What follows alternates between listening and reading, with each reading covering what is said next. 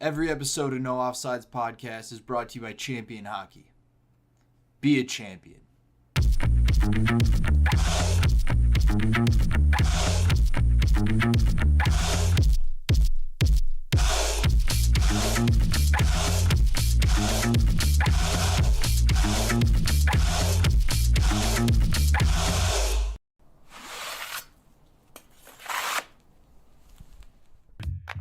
No offside.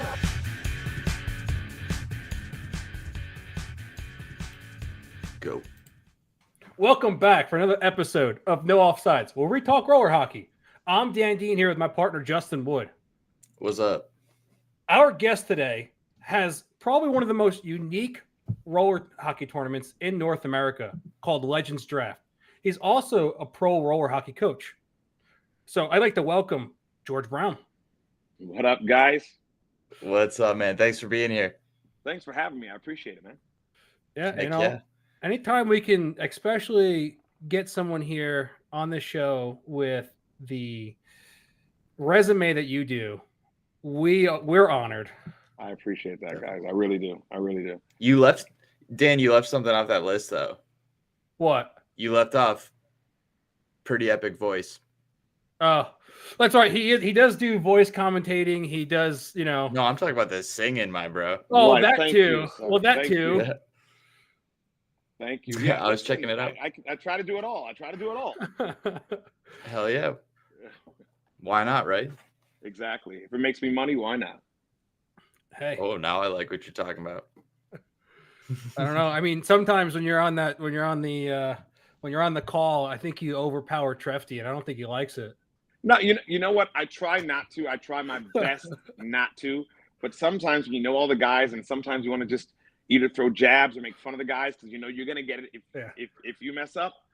I don't mean to overpower, but so me and Trefty have that great relationship on those broadcasts where most of the time, most of the stuff we talk about we cannot put on air.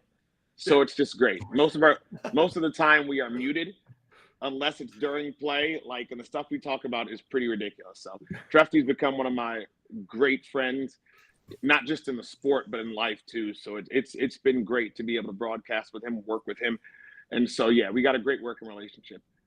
I could say, I mean, the two of you together are fantastic to listen to. Thank you. So it's definitely enjoyable. You guys do it right. You have a much better voice than Justin and I, so it all works out. Much appreciated. But got to give yourself some credit here too, guys. Got to give yourself some credit here. We're doing our best. We're doing our best. I love it. And a mighty good job you're doing. Oh, appreciate it. Appreciate it, bro. Now, you're wearing the shirt, and you just got done with Legends Draft this weekend. So, I mean, let's jump into that. So, we had some people in our comment section on social media ask us kind of like where the idea of Legends Draft came from.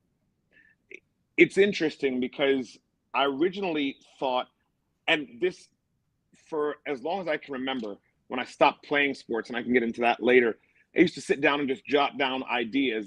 That's why I got into coaching. I would be in class in high school just jotting down roller hockey and ice hockey plays, because I couldn't play sports anymore because of my health. And I'll get into that later when I tell you guys how I started coaching. But I was actually, I think, at either TORHS or State Wars, and I'm like, there's got to be something with all these events when you have different winners. There's got to be some event that I can put together that will have one winner. Like, for example, there's a pro champion in TORHS, Narch, and State Wars. There's got to be an event that I can put together. And so it was a team concept at first. And then I'm like, no, there's too many team concepts out there. And so I was thinking about putting together a draft tournament for just pros.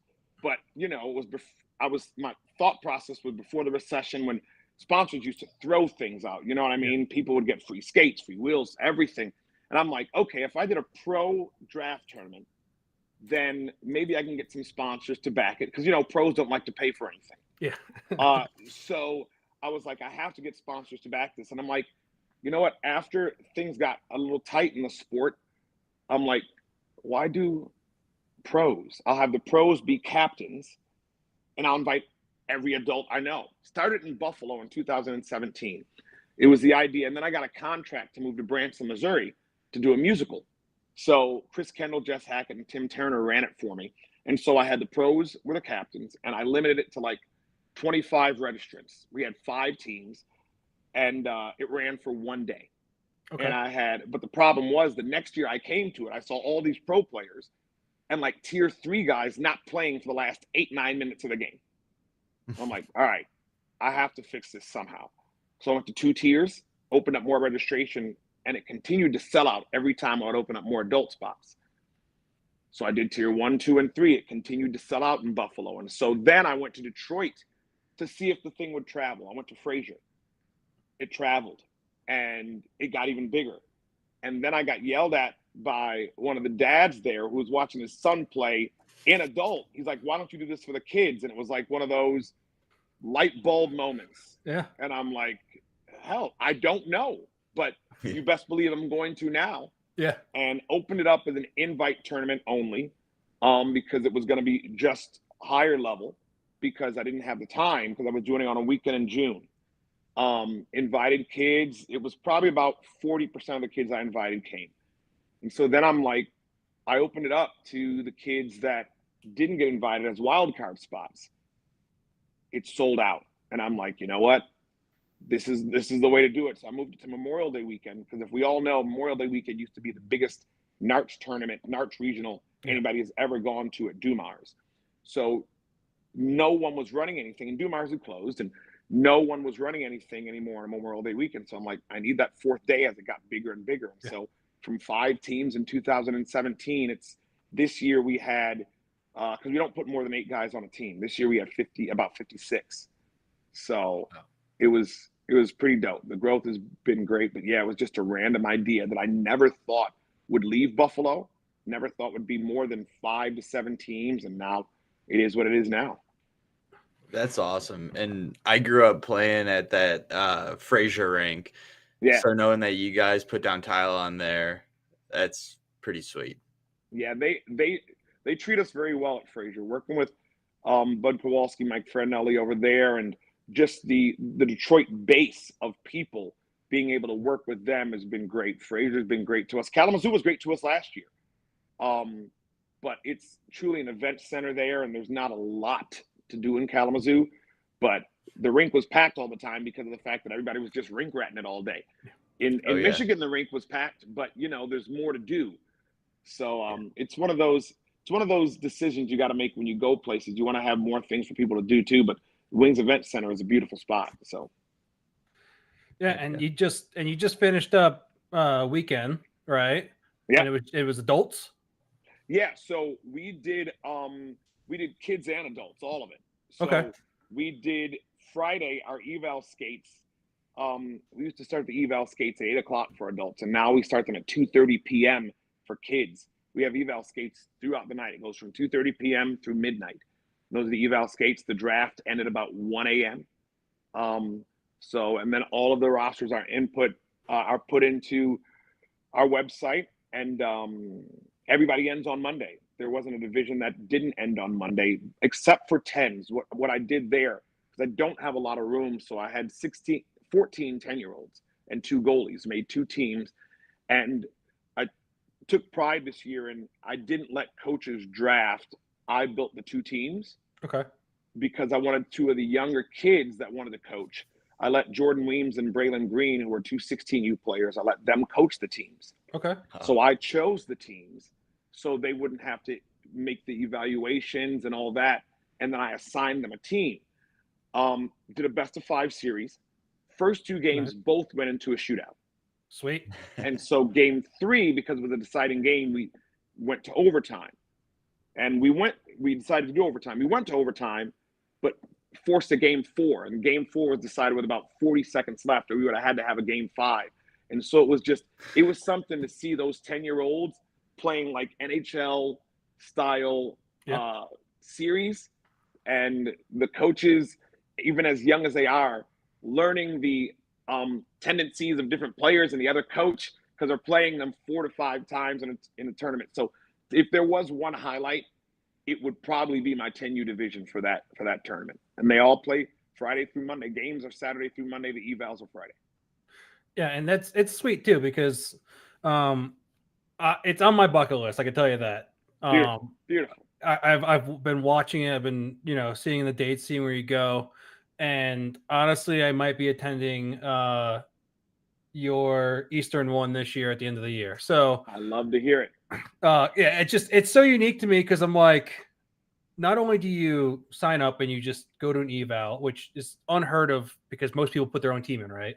Yeah. But then you get drafted with a bunch of guys you never play with, so everyone's at a disadvantage. And of course, captains probably know some guys, but you get a jersey that is new and different every time that you hold a tournament. Yeah. And you get pants, and I'm like, well, shit, this is awesome. And our pricing, to be honest with you, and listen, anybody in business is in business because they want to make money. But the one thing I've learned throughout this experience is, and also, it's another tournament series in the summer, right? Mm-hmm. And so one thing I don't want to do, I've never been that cutthroat guy, just never been that guy to make it more difficult on other tournament series. Yeah. So before I even made my dates, I contacted my bosses at TORHS. I contacted Darren at Narch and Timmy with State Wars, because what I didn't want to do is step on toes. And I also didn't want to make it too expensive where it prices some families out who want to go to those events and have teams that they have to be loyal to in those events already. So the pricing, from the time we made the kids event, I think it's gone up maybe $10. Okay. But I try to keep it as doable as possible for families who may have to go to 4 events from my event till the end of July, so I try my best to keep it affordable for the families, which at the same time also improving the event every year. That's huge. Yeah. And it seems like you now go to what, Irvine, you go to Corona, you go to it's been so many different names because that's where I grew up. Right. So it's now used to be Highline, it's now Great American Center. Yeah, right? Good Sports, Highline, Great American Sports, Tab Ramos. I remember it as Tab Ramos, right? Yeah. Right, exactly. So when I grew up, when I was younger, it was Good Sports, but there was 2 Good Sports in New Jersey, and it was like Good Sports Aberdeen or Good Sports whatever, right? And so people always got confused. And Chris Ghosh runs that rink now, and he worked at TORHS before I did. I met him when he was working at TORHS when they came to Buffalo with a regional, and he was and James Sazamenu, who was in Jersey, he worked there too. And I remember a dude named Hal and James kind of founded me when I first score kept a tournament in Buffalo, and I was announcing the tournament too. And that's how I got into the whole announcing thing and working for TORHS. It was James Sazamenu and Hal actually asked me to come to nationals when Tony TORHS still owned TORHS. Okay. And that's how I got into the TORHS thing. In 99, I did that, started working for them in 01, became the national director in John Gellman hired me as a tournament director, and he's out of Detroit. And then after that, John left to work full-time at Dumars, and I became their national director. So the rest is history. Hey. Man, I miss Dumars. Yeah, Dumars was so great. Not just the hockey, but the pizza dunkers they had in the restaurant. Oh, wow. Well, and going into your Eastern one in December, they're gonna have Stillmat now. Yeah, they're gonna have Stillmat, and Gosha just let me know that when I was there for the TORHS regional. So it's a huge thing. Stillmat floors are great. I know I'll probably have to invest in some Stillmat pucks for that event, which is that's a little bit more on the pockets, but you do it for the love of the game, and so the game's better, right? Yeah. Yeah, you travel around. Because you're at several different rinks now that you've expanded a little bit, right? Yeah. Yeah, we will okay. do. Well, no. Now we're at, for myself, for Legends, we'll do 3 different rinks. Which again, never thought I'd do a winter event for Legends. Thought it was going to be one event, but supply and demand. So yeah. I guess listen. It honestly falls down on your time, right? So it's like whenever you have time. You're doing 2 tournaments a year. That's great because it's technically before, the big 3 have their tournaments. Yeah. right? And then it's after, and when they're not doing much of anything, maybe some winter invitationals or something like that. But Yeah. I mean, you put it in good spots so that it doesn't interfere with anyone. That was the main point of it, just because I usually go to all those events, whether I'm coaching or announcing or whatever. I usually go to all those events, and I don't want to kill myself over that time. So, and I don't listen. It is a spot. Legends has become a spot where guys get to meet guys they might not have met ever in the sport, play with guys they might not have ever been able to play with.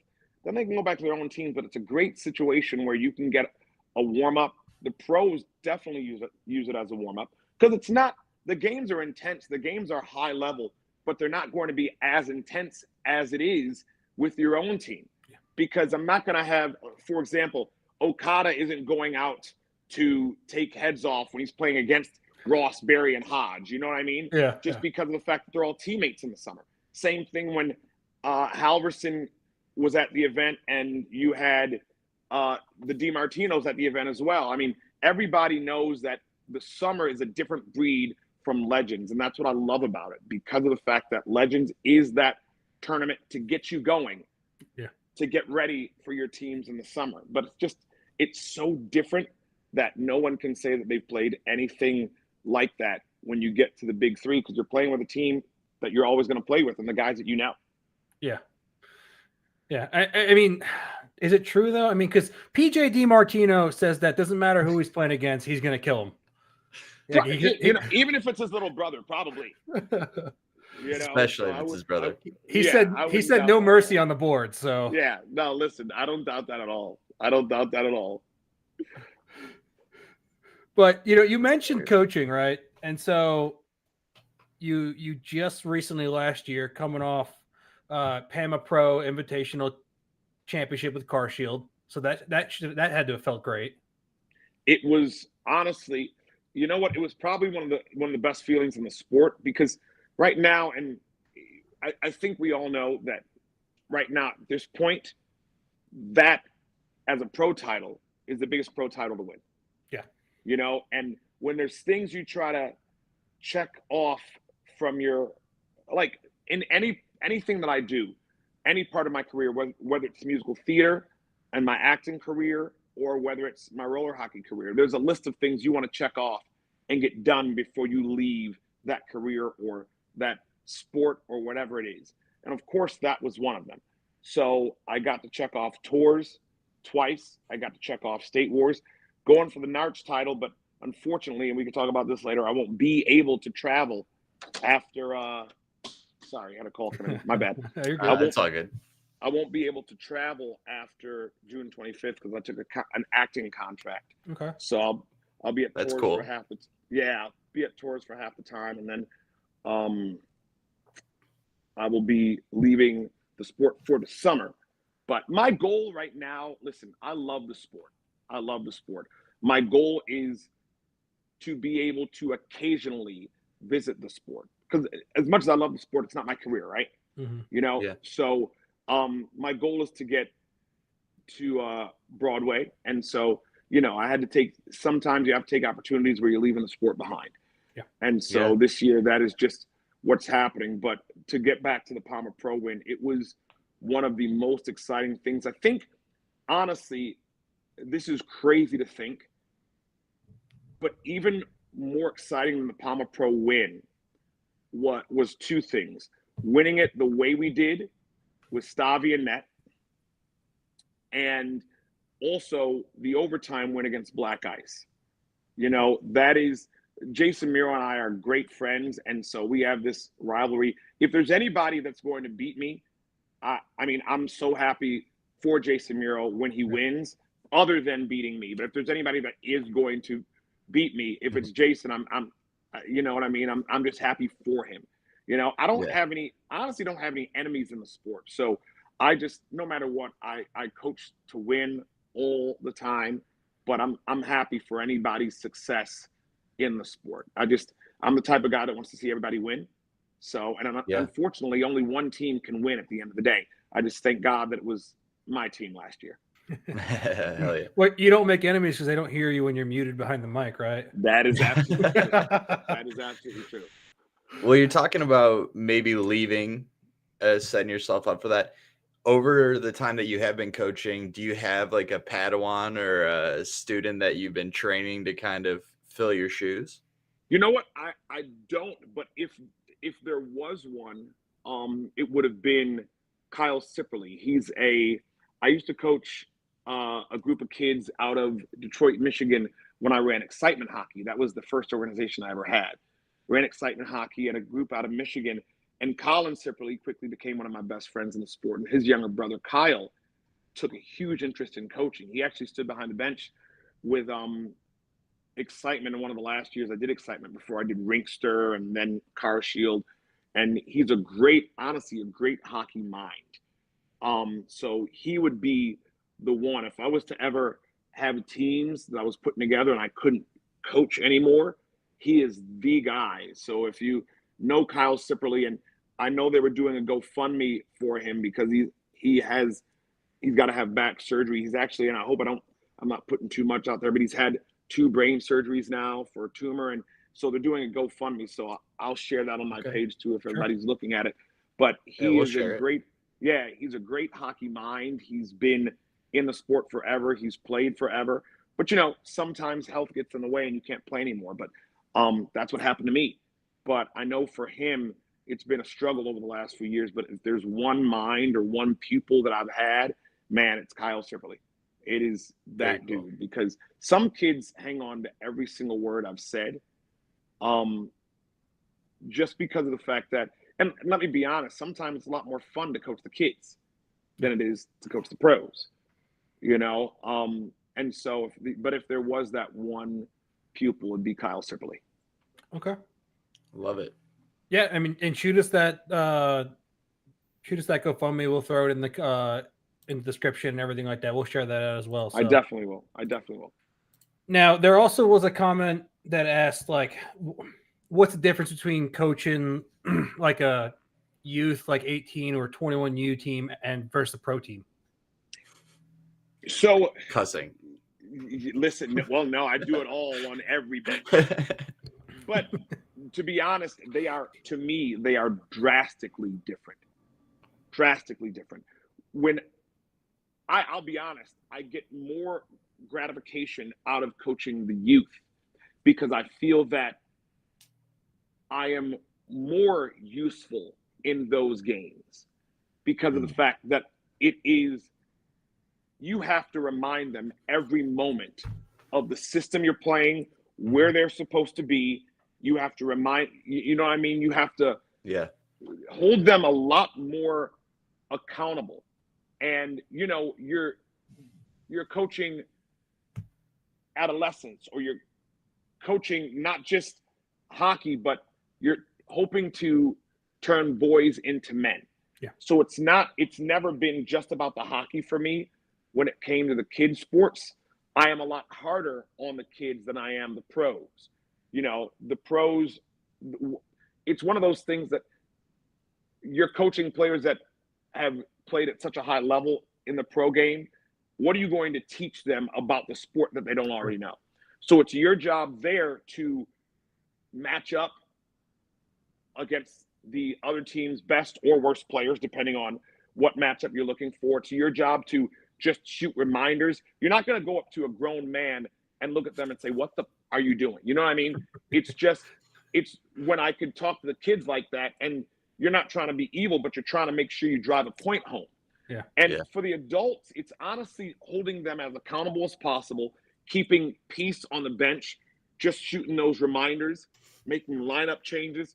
And also at the end of the day, when you're coaching pro, you have to know sometimes when to just shut the hell up.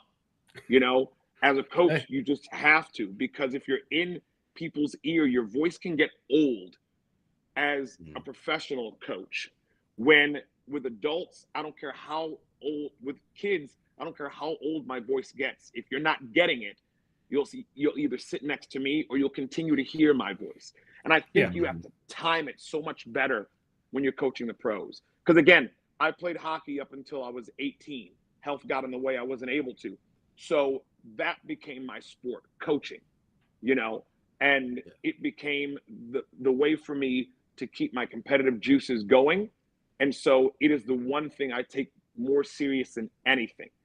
And so, listen, I remember a couple years ago, and I was actually smiling on the inside. Me and Garrett Ross got into it on the bench. Yeah. Got into it on the bench. But that's the difference between if a kid does that to me, done. Yeah. There is no, you know what I mean? So there's a respect factor that you have to have. And Garrett Ross and I respect each other tremendously. And it was after the game, love you, Georgie. End of story.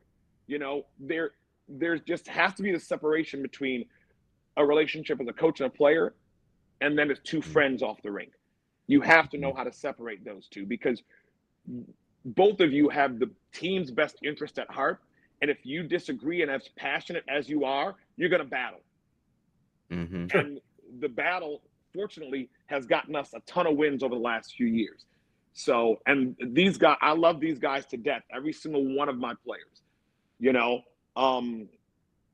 and the great thing about it is I consider them all family. And so I bicker at my family. So it happens on the bench. It happens between each other. And I think that's part of it. It's like, if two guys are going at it on the bench because they disagree with something, like, boys, chill out. Let's you got to play either peacemaker, or you've got to tell one they're wrong and the other, you know what I mean? So it's that battle there. Like, it's totally different coaching pros than kids.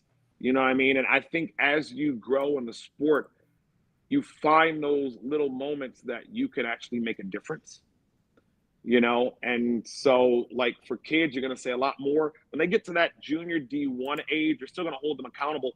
But I think it's more as a motivator.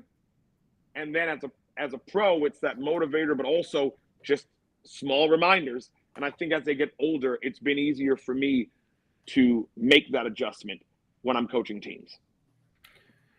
Yeah, and I feel like, when you're talking to a kid, right, you can be like, listen, if you want to get better and you want to get to whether your aspirations are pro or AA or whatever it is, like, if you don't do these things, you're not gonna grow as a player. You're absolutely right. You're absolutely right. And if you have a shit attitude, no one's gonna want you on their team. And that's the thing. And I think that you bring up a good point. It's all about the attitude for me for kids as well. Like, I'm always telling kids, listen, I want you to be at points as nasty on the rink as you can, because one thing and this is going to sound so bad, but it's just real. And you can ask Trefty about this. I would grab Trefty on our bench when we were coaching, and I'll be like, why is he doing that? Because I have to have players, and probably it's my acting side, that you have to have this range of emotions. Like, there has to be points in a game you have to be completely nasty. Never dirty, but completely nasty. And then other points in the game where you just have to turn the other cheek. You know what I mean? But it depends on the timing of the game. It depends on all of that. But one thing I never want to have is a soft player. That would bother me completely.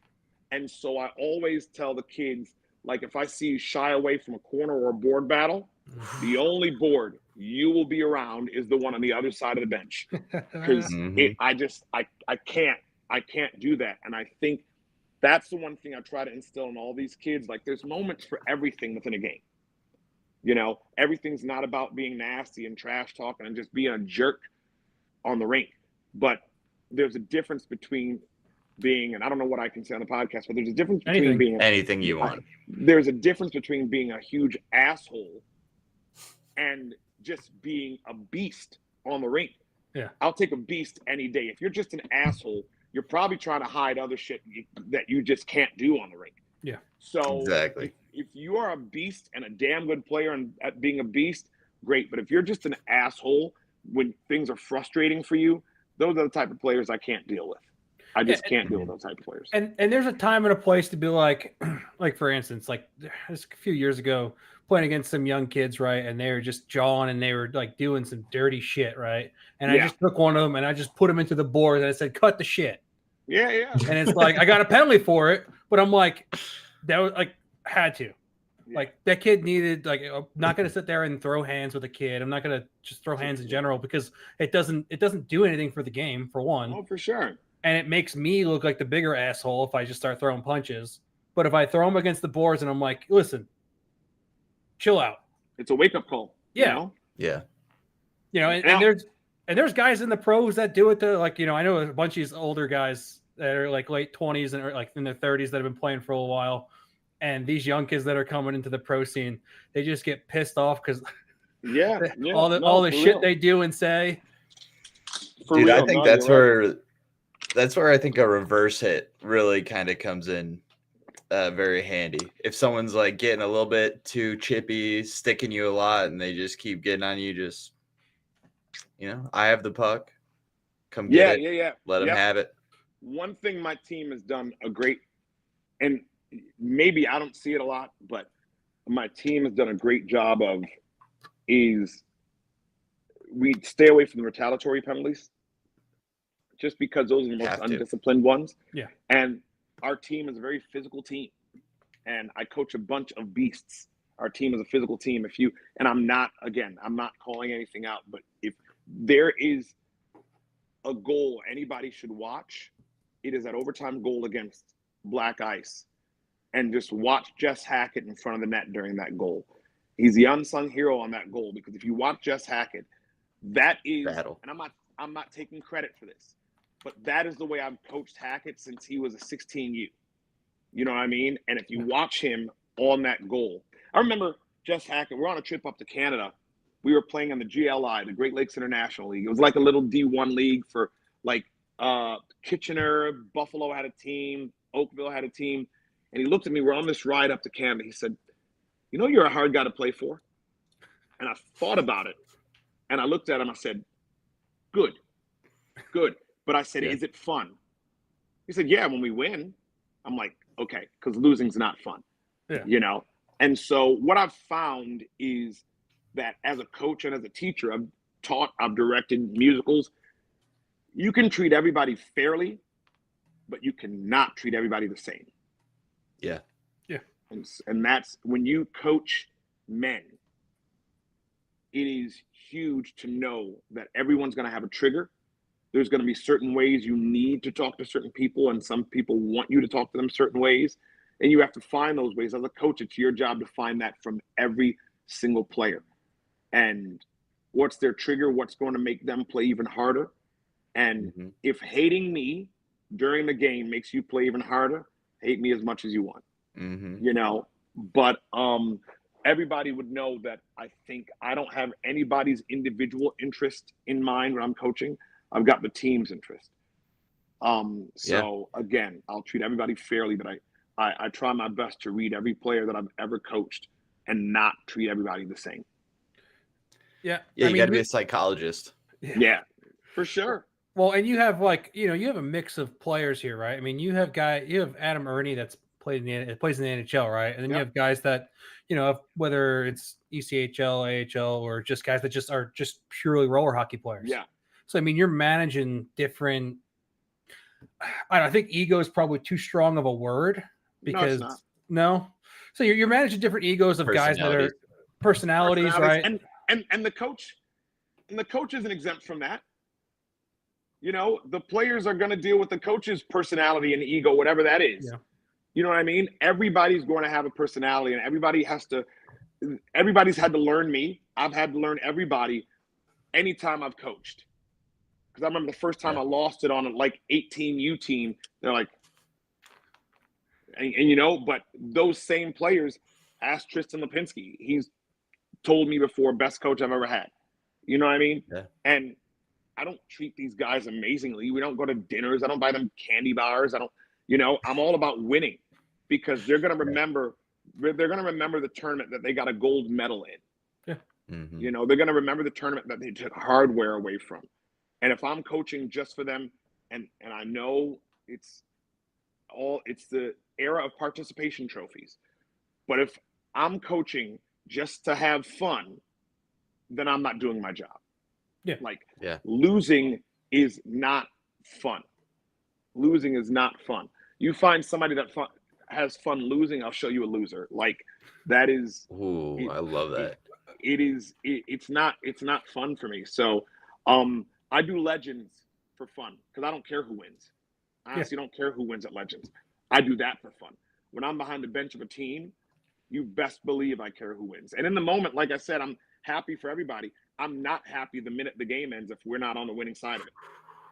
You know what I mean? So it's just that there's I think somebody would be lying to you if they told you there weren't egos on the bench, if there weren't personalities on the bench, that you have to try and maneuver around and get everybody on the same page. And one thing I think my guys are great with now is the fact that everybody wants to be on that rink all the time. But everybody knows that there's certain positions that they're going to be on for, and there's certain positions that they're not, even if you want to be on the entire time. I mean, people are going to have to take a step back and look at it this year, because last year we won without probably one of, if not the best player in roller, especially at this time, Garrett Ross. We didn't have him almost all year last year. Yeah. And we're getting him back. So he steps right back into his role, and everybody's got to have that team first mentality, and so I think that's going to be important. That's going to be extremely important going forward for our team. Well, Ken Mace is in the chat, and he says that he has to tell people to go to Legends, especially if they want to, because he says that he's got guys that reach out to him all the time to like, hey, can I play for BNF for pro? He said, go to Legends, go play in that division, go play in the top tier division, and see if you can compete. Yeah, and it's great that you bring that up, because of the fact that every single player in Legends, the only pro players that usually have pro experience are captains. Everyone else, this is your opportunity to play with those pro players, to try to get yourself ready to play at that level, or to see if you can compete at that level. And some players I know have left that tournament and said, all right, that was a little bit too much for me. You know what I mean? Yeah. But at least and there's a lot of kids who just want the opportunity, so it's been great. Yeah, I mean, to play with, or to be drafted by whatever pro player would be a cool experience. Yeah, and honestly, and I don't remember what it was, but last year, and it just happened so fast. One thing I don't know how to police, but there's some captains that'll take their friends, who probably shouldn't be in tier 1, but they'll take their friends in the draft. And there's a way to police that, because I'll even shout out a player like Corey Kosick, who's an 18U player. I believe he either got top scorer or championship game MVP. Never played pro before, but got with guys like all the big names playing. He got championship game MVP or top scorer. It was one of them, Corey Kosick, and he's an 18U player. Listen, that is a beast of a player. But you find the diamonds in the rough at that time. Yeah. And if somebody is looking for a pro player, and you go check the Legend stats and see this kid at the top, you might have found somebody. You know what I mean? Somebody who might not have ever gotten the chance, because you got to enter teams into the other tournaments. Yeah, so we should just say it flat out. Legends is a great place to prospect players and to try to make moves if you're trying to make moves. Absolutely. And gain Instagram followers. Like, you'll get so many new friends. So many new friends at Legends. Like, it's such an awesome experience. Like, I had one of the moms from California come out, and she gained about 3 or 4 friends just at the tournament, because her son was playing with kids that now they're all rooting for the same team, which they've never done before. So it's just a great, Legends is a great time. What I like to see is when you posted, it was the all-time stat leaders or something like that. Yeah.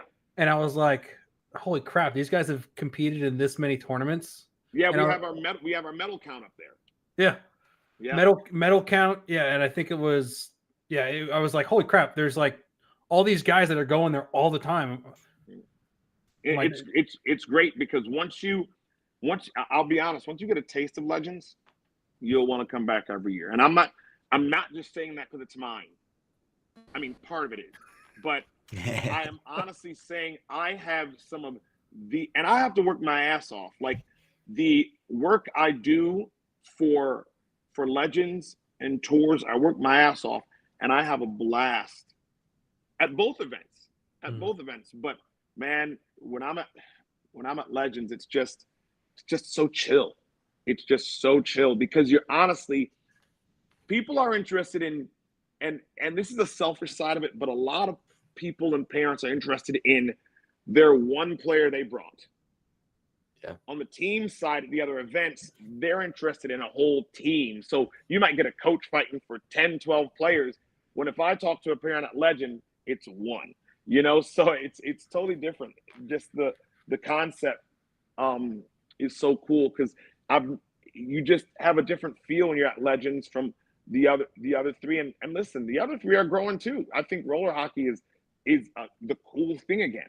Yeah. And so I love it. And when I'm looking at TORHS registrations coming in and seeing how TORHS has grown, and it's just it's phenomenal to be able to be a part of everything, whether it's coaching, working, announcing, whatever it is.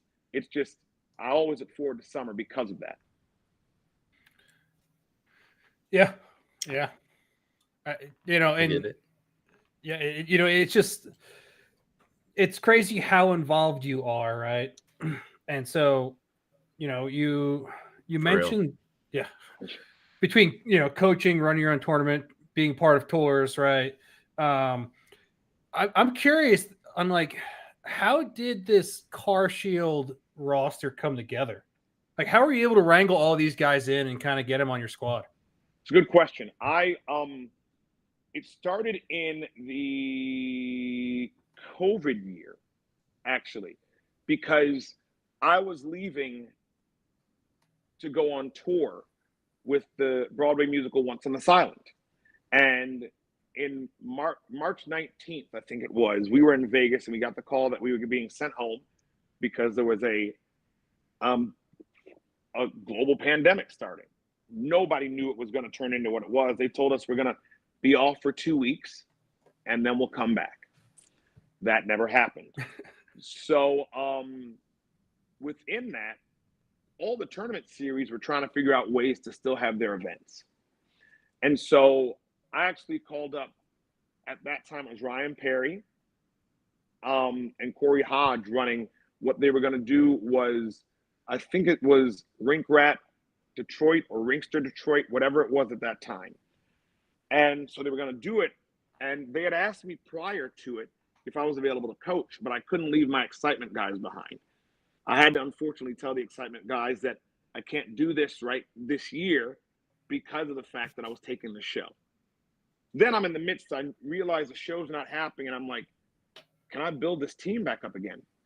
But I reach out to Perry and I'm like, let me just see what they're doing. They had a whole team already, basically almost a whole team. And I asked Perry, I'm like, hey, what are you guys doing this summer? And he's like, we've got this Rink Rat Michigan thing going on. And his next phrase was, why, you want to coach? And I'm like, well, hold on. I don't know. And so we had conversations and I said, if I'm going to do that, there are a couple players that I have to have on my team that have played for Excitement forever, never left me, even in our times when we were struggling. And those two players at that time were Hackett and Okada. And if I'm forgetting anybody, charge it to my head, not my heart, because I'm just going with the guys that are still on the team. And Perry and Hodge said, let me talk to the guys. And they had room, and that's where it all came together. And so I got a call from Garrett Ross after that. He's like, it's about damn time, Georgie. We've been trying to, because I was asking Ross and Barry years ago when they were playing for FTB, like in 18s. I was asking them when they were going to be available and all that. And then for it to just come full circle, it just happened during the COVID year because I didn't want to build a whole team, but I had guys that still wanted to play. And then I reached out to Perry and Hodge, and I was just looking for a spot for my guys. My intention was not to coach. And when Perry asked me that, And then Haji backed it up. I was like, why not? And I mean, these guys are like family to me anyways. So I'm like, why not? And that's actually how it came together, because I thought I was completely going to be out of coaching. And then COVID happened. Hockey kept going. Musical Broadway did not. And so there I was. Dragged you right back in. Right back in. They had a going away thing for me at TORHS and everything. And then here I walk back in at Nationals again. I mean, now you have Barry, Perry, Ernie, O'Shaughnessy, Hodge, Hackett, Okada, Ross. I mean, it's a rather stacked roster, if you ask me. It is. I mean, I'm blessed. I am blessed to have a roster like that, because of the fact, like I said, it makes the job. At the same time, it may be hard, because sometimes you don't want to make the wrong decision, but at the same time, it just makes my job. Sometimes I get caught up in having the best seat in the building. Like, I'm just there watching them. You know what I mean? And it's just dope to have that. Well, I think sometimes, and especially in my experience as a player, a coach being there is almost like having like a lucky charm. You know, just the vibe of them being there can just bring the team up. So, you know, like you were saying earlier, it's not always about what you say. Sometimes it's about when you don't say anything. Absolutely. I want to make sure that I pick those points and pick those moments that are right to say. And it's about motivation too, you know? Like if somebody's having a tough game, it's about motivating them. It's about motivating the team. It's all about that. You're not going to treat any pro like you would the kids, but you have to know the moments to say something, to chime in, to be like, no, that was fucked up. We need to do it this way. You know what I mean? Just those moments. But you also don't want to be that guy that's always going. You know what I mean? That's just, to me as a coach, that's just, I think pros would get annoyed by that. Yeah. You know, you're kind of their mental reminder. Like, you know, when they have a lapse, you're like, hey, look over your shoulder, or hey, make sure you're here. Right. And, you know, it's, or hey, I know you hate that guy, but you still got to pass. Yeah. And the funny thing is, I remember we were playing black ice in the final once, or a semifinal once, and I went to Ernie. I'm like, Ernie, they're doubling you every time, and he's like, all right, Georgie, what do you want me to do? And I'm like, actually, I don't fucking know yet. I just wanted to. And so I'm in the midst of the game, I'm trying to figure that out, and then you're like, then you take a look at it and you learn in these things. You're like, okay. So if this happens next time, this is what we're going to do. And I'll tell you one thing, having Garrett Ross, even though he wasn't playing last year, on the bench last year was huge for us as well. You know what I mean? So I just think we have these conversations after every State Wars game last year. We started this, me, Perry, and Haji started this meeting that we have, and it wasn't just after State Wars. We started like a year ago. After every game, we meet for like 10 minutes to discuss. And with the roster we had at State Wars, that's where the decision was made to move Hackett up to forward instead of D. And he was the top scorer in the playoffs at State Wars. Yeah. You know, so just those decisions. And I think when you're leading men, there can't be a dictatorship either. Like when I put my roster together for younger kids, this is what it is. This is where you're going to play. This is how it's going to be. When you're running a team of men, it's like, all right, guys, let me know what you're thinking, and I'll let you know if that works or not. Or, hey, no reason to even add me in here. Just do your thing. Yeah. You know what I mean? And if there's something that I'm really not banging with, I'm like, no, I can't get with that. You know what I mean? Yeah. And we have that relationship. We have that working relationship that everybody respects each other's opinion, even if you don't agree with it. So I think that's huge in our with our team. I mean, yeah, it's definitely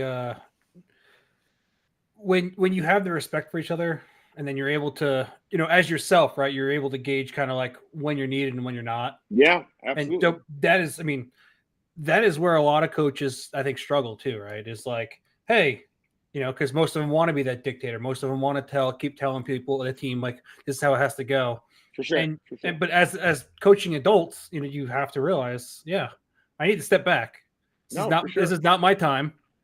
You know, you're adults. You can figure it out. If I have an idea, I'll run it by you. There you go. There you go. That's absolutely it. You said that you ran theater productions? Yeah, so I've directed some theater productions, like the high school I used to teach at. I was gone for a while, and they asked me to come back and help direct a show, and it's like coaching for theater, honestly, when you're directing a show. You know what I mean? What's harder there? Honestly, yeah. Honestly, with kids, it's not hard at all. They hang on to every single word. When you have the resume, like I've been on tour before, and to come back to Buffalo and see these high school kids and they know what I've done, they hang on to every single word. Now, I don't know if I could do that with adults, because I know I just did a show in Buffalo last September. I did The Color Purple, which I'm going to Philly to do The Color Purple. That's why I can't do much this summer. And here in Buffalo, I had to get out of this diva mindset, because I'm like, I'm the only one in the show that's in the Actors Union, and so I had to get out. But there are so many, and I'm not calling people out, but it's just real. There's a lot of divas in acting, so I don't know if I could. I don't know if I could direct adults, because it's the same thing dealing with it. Now, if you want a place with egos, musical theater is the place, and acting is the place for that. That's where I was trying to lead it to, is if you really had to direct and like a professional player, coach professional hockey, easy decision. Easy. I would coach hockey in a second. Yeah. In a second. I'd rather be on stage than be directing a show. Yeah. Give me the direction. Like, yeah, I'd rather coach than play hockey. I'd rather be in the show than direct theater. All right. So this is getting a little off task for me, but I have to ask this because it's on my mind. You said you're from Buffalo, right? Yes. How many tables have you jumped through? That would be 0. Ah. That would be absolutely 0. I love the Bills. I'm a Bills fanatic. I'm not. If you know me, sucks to say, but my appearance is extremely important to me. I don't want any scratches, any broken bones. That's why I was a goalie. I got to wear the full face mask. Don't mess with my face. I'm that guy that people know that I take pride in the way I dress, the way I look. Like, I don't want any scratches. And although I preach about being a beast on the rink, people call me the pretty boy, and that's fine. That is totally fine. But you will not catch me jumping through a table. I'll sing for a Bills game before I jump through a damn table. You'll sit there on the side, clapping them on. Yeah, hell yeah. Listen, my dad is a pastor, and he doesn't even watch games with me anymore because the way I lose my shit when the Bills lose. And I respect my parents too much to swear like that in front of them. So I watch games at home. I don't even let friends come over that much until the Bills game is over, because I've lost friends over Bills games before. So can't do it. Can't do it. Now, there is a shout out to Legends in the chat. Pamela Kennedy said that Legends is really great for kids who don't get a great shake in their area, but see what they can really do with a whole different set of kids and coaches. Yeah, Pamela, I thank you. Pamela Kennedy, I think her son may be Tyler. I think, if I'm not mistaken, and Tyler did great this past Legends. But yeah, it's amazing, because I try to set it apart where they're not getting coached by their actual coach for the summer also, because you get a different voice, you play with different players. You don't want to have the same coach. Sometimes you might want to. And I also give the kids the option, if their dad has signed up to coach, I give the kids and the parent the option if they want to coach their child, if the child wants to be coached by their parent. So, because sometimes they don't. So yeah, exactly. I was gonna say, good that you give them the kids the option to get out of that. We talk about that in the draft room a lot. So, also, if you really remember that kid's name, that is impressive. I make it a point to make sure I can walk up to every kid at my event, because you're not registering as a team. Even at tours, though, I try to make it a point. But there's some kids at tours I've never met before. But at Legends, I try to make it a point to remember, even if I don't remember a parent's first name, it's Mr. or Mrs. last name, or whatever the case may be. And my staff does the same thing. It's the first time I've ever had parents before they left, come up and hug each one of my staff members, because my staff members are either a member of my family, like my nephew is the VP of Legends, you know? So Cool. it's either my family or it's my friends that I've employed, because those are the people that I know, number one, have my best interests at heart. And there's a reason that I love and like these people. And I want the roller hockey community to know them and know that that's all Legends is about. Having fun, being part of a family, and making sure that you know that when you come to Legends, you're going to be treated with the utmost respect and dignity.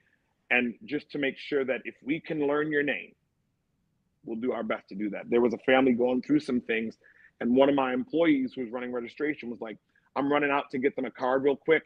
And I said, all right, let's get them a t-shirt too. We never got to give it to them. Just the fact that they were going through something back home, that one of my employees said that. And that's why he's my best friend. Like, he mentioned that I'm going to go out and get a card for them, and can we give them a t-shirt or something? Those are the type of people that I have on my staff, and it's not just about the hockey. So that's why I love doing Legends the way I do. Gosh, it's great. You talk about names. I teach, and it takes me about 3 months to get these kids' names down. I'm awful with names, so I'd be the worst at that.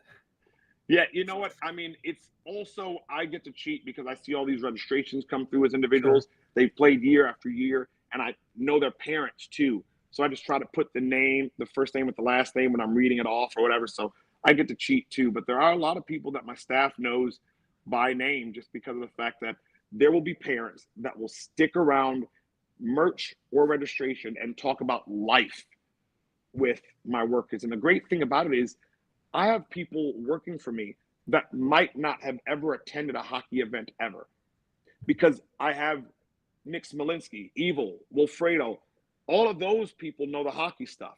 My merch people and my registration person may not, but they're just damn good people.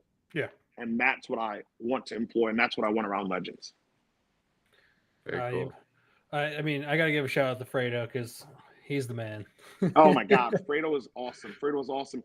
And he's just an awesome person. My family and my friends have fallen in love with him too. And they ask every year, yo, is Fredo coming back?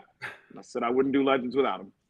The man's at every tournament. So if he's not at one, it's probably because he's over touring Europe or something like he did. Right. Like for 27 days. Like, yeah.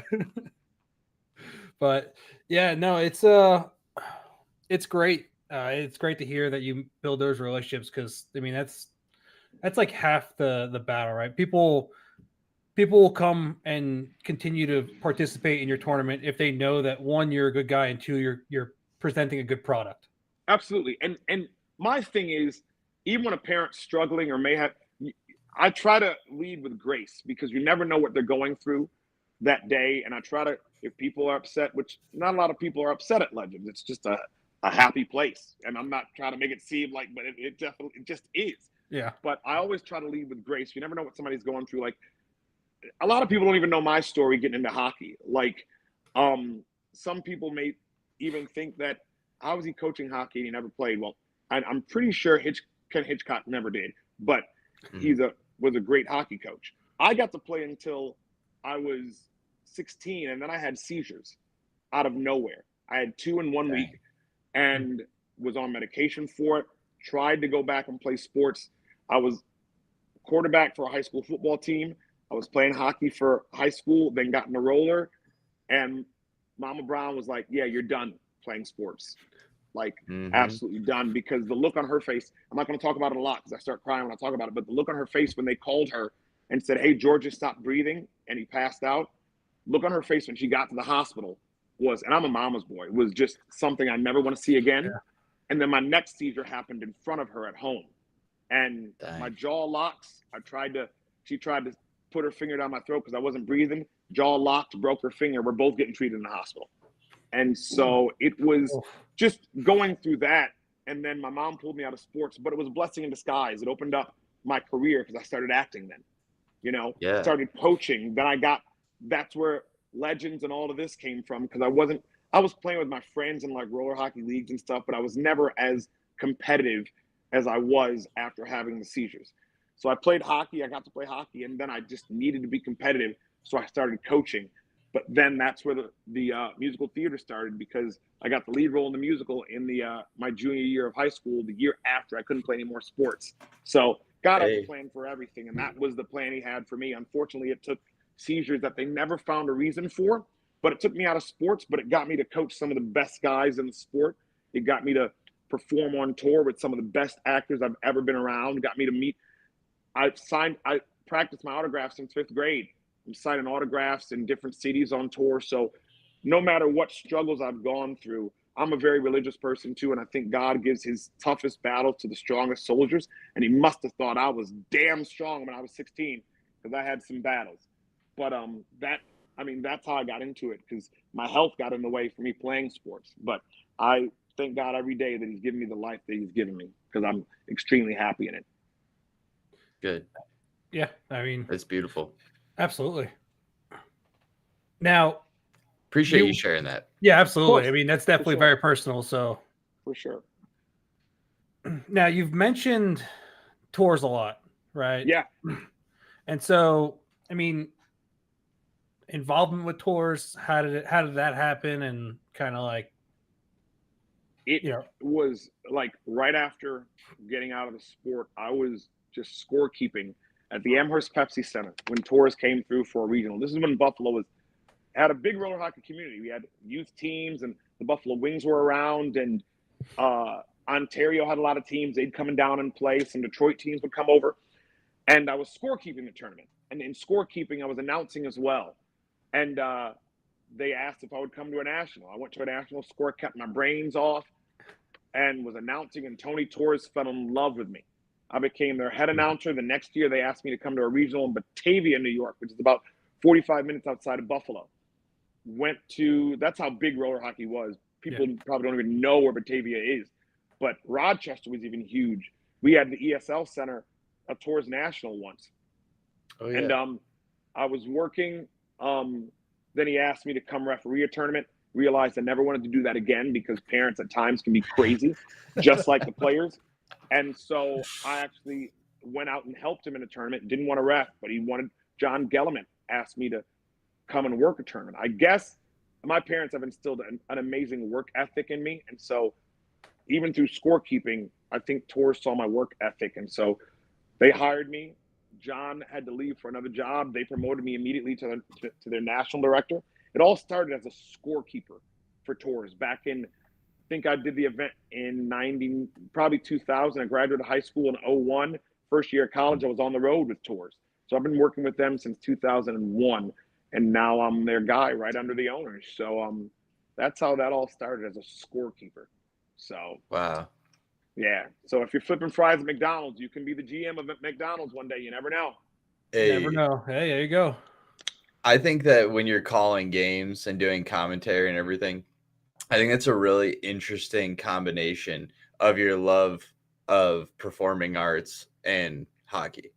It's such a good synergy. It just kind of sparked in my head of how like perfect that is, because you need to have that energy and that personality and the ability to like let it out. You don't want anybody to be bored watching you. Yeah. You don't want anybody to be bored watching you. Listen, even if you're an OnlyFans creator, you don't want anybody to be bored watching you. You know what I mean? Yeah. So whether it's OnlyFans, whether it's broadcasting, freaking watching mud dry, whatever it is, you just want to be entertaining. And I think, and listen, I know there are some people who turn on that broadcast and they're like, all right, enough, George.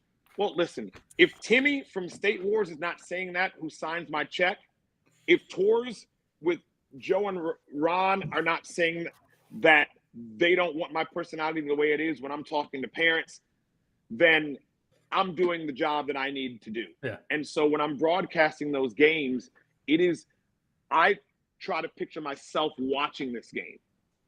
And I know some of the stuff me and Trefty talk about, we have people dying. That one time when we saw Tommy Tartaglione skating off of the delayed penalty, and we replayed it like 15 times, people have sent me that clip every single year because it was one of the funniest moments in roller hockey ever.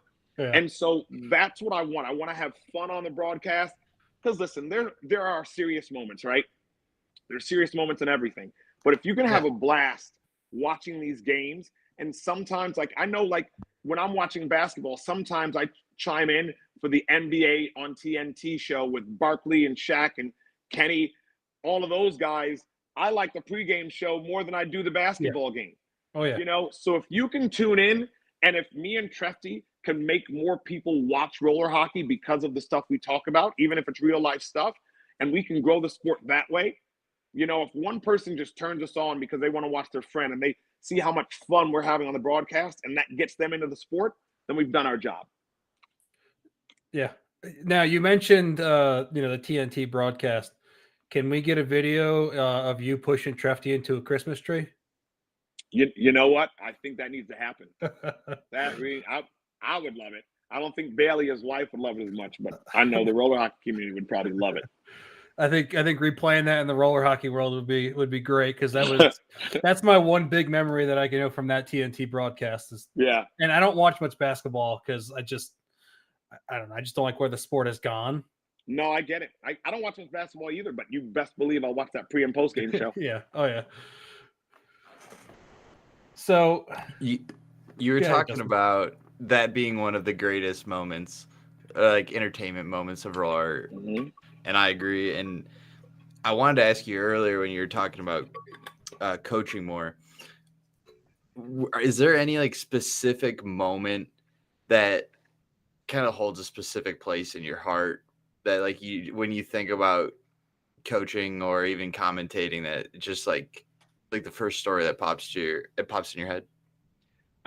First story that pops in my head would probably be the triple overtime game that we played in Narch. I don't remember what year it was, but it may have been the last year at Silver Creek Sportsplex or the year that Darren had like over 400 teams at Silver Creek. I had my junior gold team. We made it to the final and played. It was excitement versus Team X. Team X was out of California. I still have all the pictures. Zach Whitty scored the overtime goal in triple overtime. Rich Call, and I love Rich Call, but he's got to be like 95 years old by now, and he just retired reffing. Oh yeah, the ref. Yeah, he's fantastic. Yeah. Fantastic. We tried to get him on. Guy. Yeah, such a great guy. But he was reffing that game, and I have all the pictures still from that game on my phone. And it was one of the best games I've ever been a part of. Like, to have those guys, I had dads that were coming in because those guys were going to play 18s later. I had dads that got in during our game at the San Jose airport, made it to our game in time to watch the third overtime. That's how long the game was. And I would say that pops into my head. And then probably in either, whether it was 16U, I think 16U Platinum one year at Narch when we beat Jay Miro. Nobody expected us to. Jay's team was supposed to wipe the floor with everybody, and we beat Black Ice that year. I remember KJ Tiffenworth told me, because I think I ran past him off the bench. He said, "I remember, Georgie, if I didn't love you, I remember I had my stick. I just wanted to slash your legs." I was like, because I jumped off the boards. And so the big wins like that, and then, of course, my first pro win ever. Those would be the three moments I remember the most. And that would be the TORHS pro win. That one was, even though State Wars is the pinnacle right now of professional roller hockey, the one that sticks in my head the most was the first time I won, because to see the guys that I've been coaching forever or I've known forever, it was better to see them enjoy that moment. It's always better for me to see the kids and the players I coach enjoy it more than I do. And I know they enjoy it more than I do. Not that I don't enjoy winning, but I just enjoy seeing them happy more than I do enjoy the championship. Heck yeah. Now, coaching, right? Is there like a do you do like a pregame speech or a pregame chat with the team before you guys leave the locker room, or Before this last State Wars, I did. But on the run we were on, I stayed out of the locker room because I was getting so late. I was having them come out closer to warm-ups because I was coming from a broadcast, And so I stayed out of the locker room, did all my stuff right on the bench beforehand. There's probably a line or two I plan to tell the guys right before the game to try to get them pumped up. And I remember Steve Oleksy looked at me after I said one of the lines, and he's like, "Who the fuck wouldn't want to play for you, Georgie?" Like, I'm like, so it's just a good feeling to have guys like that. There are sometimes I'm like, there's one game in specific. I won't say what game or who it was against, but roller hockey is about slowing it down. And I'm like, yo, this game will probably be the one game this tournament. I want us to, the minute we get the puck, it's go, go, go. And I'm not going to say what team it was against because we'll use that same strategy against them again. But it's just, there doesn't take a lot. It doesn't take a lot because I now have the team where I'm not coaching against specific teams because I have the team now with the talent. Like if we play our game, there's probably no one beating us. You know what I mean? So the only team that will probably beat us is ourselves. So there's not a lot that I have to say now. If I was coaching my excitement teams back then, there'd be very specific locker room talks that I would have. Now there's not. The guys usually take ownership of it themselves, and the most I have to do is call out the next line or remind them of something that they talked about previously. So yeah. Actually, Ken, excuse me, Ken in the chat brings up a good point. You guys talk about jerseys a lot on the broadcast, and he said that the only thing he cares about when you're on the broadcast is if his jerseys live up to your hype. You know what? And I think that was a Trefty thing because Trefty's a design guy. Trefty does, he designs jerseys. You know what I mean? And so it was a Trefty thing. But I think we hit it from two different points. I'm all about colorful and I'm all about pizzazz and how it pops. Trefty's like, well, no, the lines here. I'm like, I don't give a damn about the lines where they're placed. If it makes me say, yo, that shit's dope, I'm going to put the jersey at the top of the list. You know what I mean? So. All right, top 3 jerseys right now. Can you think about them? It's tough, but I'd say top 3 jerseys right now. Man, Palma Golds, Border Cats, because orange and blue is one of my favorite. Yeah, orange and blue is one of my favorite combinations ever. I had my choir, and our last time we recorded a CD, the girls had white blouses, orange dresses. The guys had blue suits, orange tie, orange socks, blue pants.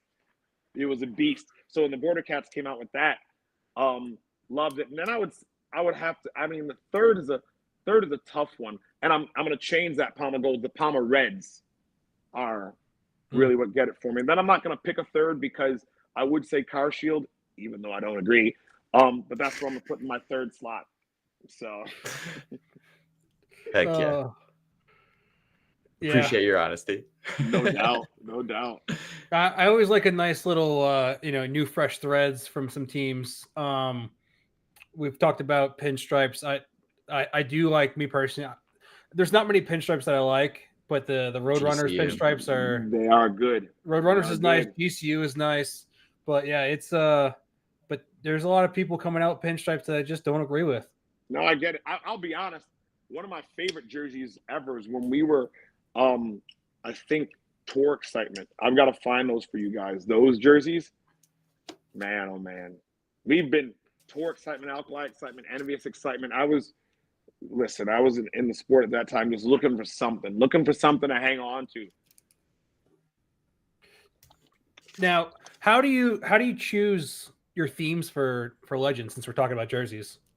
I wanted to ask that. Honestly, it started as, since it was Legends, Tim Turner the first year said Legends of the Hidden Temple. I'm like, okay, go with it. I wasn't going to be around, and it was great for the first year. After that, I needed to, the way I love the pizzazz and the pop of jerseys, I needed to find colors that would pop on every jersey. And so it used to be me and Tim talking about things, and now that I have my nephew involved, and he just graduated college, he just visited, Micah Brown is his name. He just visited Minnesota State. He's in the transfer portal because he graduated from Stonehill, and Minnesota State gave him an offer. So he's out there today. But he started to come up with all the themes now because he's at that age where the cool kids are, you know what I mean? Mhm. And so I had my idea for next year, but it was so hard. Now that we're getting bigger, I reach out and try to get these permissions, but I couldn't get the one I wanted for next year. And so he came out with this idea a few months ago, and I just brushed it off because I didn't think we'd be able to get it. And we did. And I'll be honest, the first couple of years I didn't go after it. And then people were telling me, like, you probably should be a little careful with these logos and stuff. I'm like, okay, well, since we got bigger, let me do that then. But it's honestly now, I have my ideas. I have them in a note on my phone, a ton of ideas for the next few years. But sometimes they just, and you look for the things that would give you a bunch of color options. Yeah. Because the adults don't get home and away jerseys. You have to have color options so none of them clash in a game. And so it's honestly just brainstorming. And now that my nephew's involved, he said one thing at our opening dinner, and everybody was like, that's it for next year. And so when it comes out, when we announce it, Scooby-Doo's for winter, but when we announce summer, just know it was not my initial idea, because my initial idea was what we'll probably do 2 years later. I don't know if year 10 we're going to just do all the best of the best, but my idea, it'll still take some time to get the right permissions for it. But just know it was my nephew's idea for 2025, and it's a damn good one. Legends will look really, really dope in 2025. I was curious on like the permission, because I mean you are using some like top logos for some big shows and stuff like that, so it's definitely nice to hear that you're just not like, screw it, let's see what happens. That's what I would have done. No, listen, there are some we do that with, if it's not too big, and like the RHI idea, the Roller Hockey International, when we did Pro Beach Hockey, we didn't reach out for permissions for those. You know what I mean? Just because of the fact that it's like, who would you go to? And so we took the chance. Like there's still some things in the future we might take a chance, but there's some things that's like, can't chance that one. Like, for example, people want us to do Disney. We'll never do Disney. No, Disney would never let that happen. If there is one person, Disney probably has spies everywhere.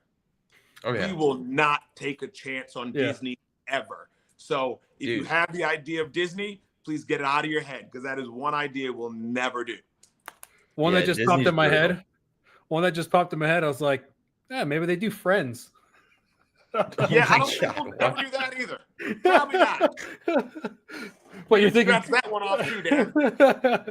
I don't know, but then just popped in my head. I was like, there's not much color that you can do with that. I mean, you could do like sitcoms, like if Friends was one, if Cosby Show was another, if Golden Girls, you could do that. But I want to be Team Golden Girls. Right. It's my favorite show of all time. And then you just got a bunch of white and black people on jerseys. It's like, what are you gonna do? I mean, Well, then you gotta do Sex in the City, right? And then it's just a pink jersey. Right. See, that'd be dope. But we'll stick to the one character on a jersey. Agreed. Let me tell you this: if we did a Golden Girls jersey and got permission to do that, we'd be millionaires. That thing would sell like crazy. I mean, you could always do serial killers. The Kill Squad. We've had a Halloween idea, but we never held a Halloween tournament, and we're gonna do scary movies. Mm-hmm.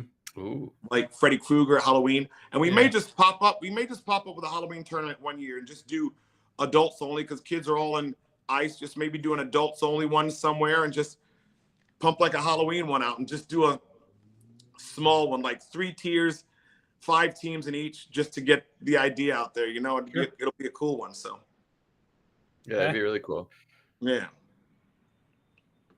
I'm thinking of a million things, but I don't even want to say it. I'm leaving that. Everybody thinks of them, but I'm gonna tell you this: I guarantee the one we're gonna do next year probably went through your head already.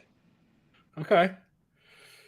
I don't want to say it because I know you want to keep it a secret, and I'm afraid you would react if I said it out loud.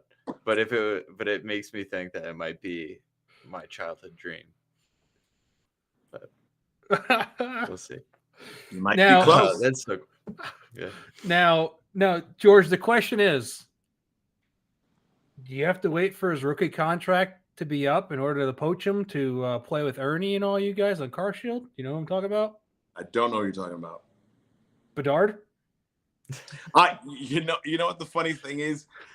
I wouldn't even know how to contact him, number one. That would probably be a complete Ernie thing. Canadian Roller Hockey Group. Okay. Listen, if you're watching, Connor, from the only black head coach in pro right now, I would tell you, we got a spot for you, my guy. Okay. If all of a sudden I found out Bedard was watching this, I'd be like, what the fuck? Yeah, right. When you said that, I was like, probably not. But I mean, Who I knows? appreciate it. Who knows? I got to keep pumping it up because one of these days I'm hoping it happens. Right? Maybe not this year. As I said, I think he's got to get through his rookie contract. Then he can do whatever the hell he wants. Yeah, for sure. Because We'll make a montage of all the times you talked about him on the show and put it on. it's about almost every episode now. Because I try. It'll get around. It'll get back to him at some point. Like I said, Just I trying tried to goad him into it. Yeah, I tried pumping him up to get him to tagging him and putting him into Wish Cup at first, but then the Canadian Roller Hockey Group was like, no. It's like, okay, guys. I love it. He can go back and play NSIHL, but he, it's not allowed to play in the tournament series. We'll get him. We'll get him one day. We'll get him. We'd So see just the boom and roller. Yeah. Just stick Ernie after him. Right. Exactly. Tell Ernie to pin him in the corner or pin him in a corner of just like catch him in a hotel and just be like, tell him to threaten him. You're going to play for Car Shield. Right now. Let's Jesus. go. Yeah. Oh, man. Now, What else you got for him, Dan? well, we got the final prediction for State Wars play-ins, right? Yeah. Which is, I think, a cool concept. Absolutely. So it gives those teams a chance, man. I love it. Yeah, and I like because I think at one point, was it 14 teams or something like that, 12 or 14 teams. And, a lot of the pro guys we've had on here, they want quality over quantity and completely understand, right? You want to play the best game. And so I think this play-in fixes a lot of it. And so, you take, I think it was the top 8 from the top 8 from last year automatically make it in, right? Which actually makes round robin and playoffs that much more important. No, it really does, because you want to get that spot for the following year. Yeah, you want the auto bid, right? So, you have 8 teams here, and there's some new teams, and there's some like 2.0s, I guess you could say, because you have Unified Conics Black Ice 2.0, right? You have Car Shield Blast, which is just another variant of Car Shield. I'm assuming they're younger. Yeah. Champion Wheelers, they got a roster of about 50 guys. You got the Blood and Feathers. You got Rinkster Propel, who has been around for the past year or so. You got Skittles, who just unfortunate that they kind of got relegated because I love watching them. Yeah. You got Sweden, who did not have a good year last year. And you have Team Chemistry. So what two do you have coming out of this play-in that's going to have a very long weekend ahead of them? So if I had to, I'll talk about 3 real quick. Okay. First off, I'm not going to talk about them long, but Skittles is at the top of that list. They're a pro team. They just didn't make the playoffs last year, but Skittles is going to be the class of that division, that play-in. So that's one team in. Any team coached by Jason Muro goes to the top of my list also, even if they're young. But I don't want to get ahead of myself because they may be too young and too inexperienced. But there's the Propel team that I think would really have a chance. Blood and Feathers actually surprises people too. So if there's a top 4, I'm probably going Skittles, Blood and Feathers, Propel, and Black Ice. Can you read me the teams again just so I make sure I'm not leaving out anybody? You got Chemistry, you got Sweden, and Champion Wheelers and Car Shield Blast. And Black Ice 2.0, Wheelers, Propel. Okay, I'm gonna put CarShield Blast above Blood and Feathers. Then, if I'm doing a Final Four, it's CarShield Blast, Black Ice 2.0. It is Propel MG, and it is Skittles. And I think the two teams that come out of that are probably going to end up being Skittles. And I'm not saying this because they're a part of our family, but there's just some really talented kids on that CarShield Blast team. It's just so hard because I'm going against all that talent, and I'm going against Jason Muro on Black Ice, and then Propel MG has some good talented kids. But if I'm picking, I'm probably taking CarShield Blast and Skittles in those two. Now, okay. I like it. Yeah. Now, do you think experience on something of a big stage like this plays a part in potentially teams moving on?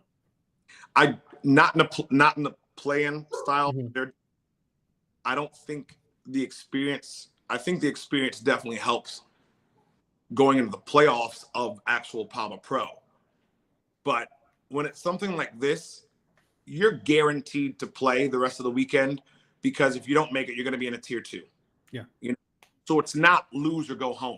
Everybody wants to be up in the Palma Pro division, but I don't think experience, and I think a lot of these teams playing, other than Skittles, and I don't know who was on Chemistry's roster, but other than Skittles, I don't know of a lot of experience at the Palma Pro level that any of these teams might have. So I don't think it's going to be a huge factor in playing style like this. Okay. I agree with that. Yeah.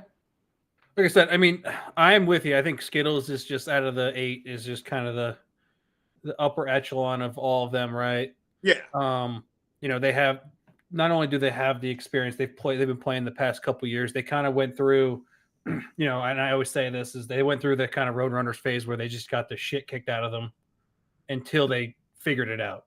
And just like the Roadrunners, even though they've been around a lot, Skittles and the Roadrunners are two of the youngest teams. Yeah. Still. So I mean, they're each coming into their own, and you got players that will be entering into their prime that are still not there. Yeah. So now maybe Patty Maroon playing. I do not know that. I wouldn't put it past him, because of the simple fact that if Anthony's coming to play with the Blast team, his son, I would not put it past people having conversations right now with Pat Maroon. And because he played for the Roadrunners, I wouldn't put it past them for getting first dibs at him. So, and he won. So yeah, well, Halverson posted like something, I'm not sure if it was in cryptic, but he did post a picture of him, DiMartino, and Maroon in a picture on Instagram like a month and a half ago, and I was like, is this just like, hey, I'm just because I'm in a picture with Patty Maroon and like roller season's coming up, or is this like in cryptic, like, hey, we got him back? Yeah, it'll definitely be interesting, because I mean, as a coach, I'll be watching and looking at those rosters. So, because I could have done a lot more possibly in that game against the Roadrunners too. Mm-hmm. But they're not the same old Roadrunners team where you can just concentrate on Patty Maroon. Like, yeah, go ahead and concentrate on Patty Maroon, and then have Halverson or DiMartino or Frankie Gyrak or somebody just hurt you in the long. You have to play them as a full team. They're not the same old Roadrunners that people used to play a long time ago when those kids were kids. Yeah. So and Patty Maroon's a smart hockey player, so he's gonna know, listen, if everybody's concentrating on me, he's not gonna go and play with a team that doesn't have any talent on it. So yeah. We've got to come up with a plan if we have to play them again in the playoffs. So yeah, and and Blood and Feathers is, they're on the Nicky Wydock retirement tour this year, so I think there's going to be a little extra fight from them. I love that kid. Yeah, he's good. He's a great guy. I love him. And so, you know, they're looking for their first win Yeah. in the pro scene. And so hopefully before PAMA comes around, they're able to get it.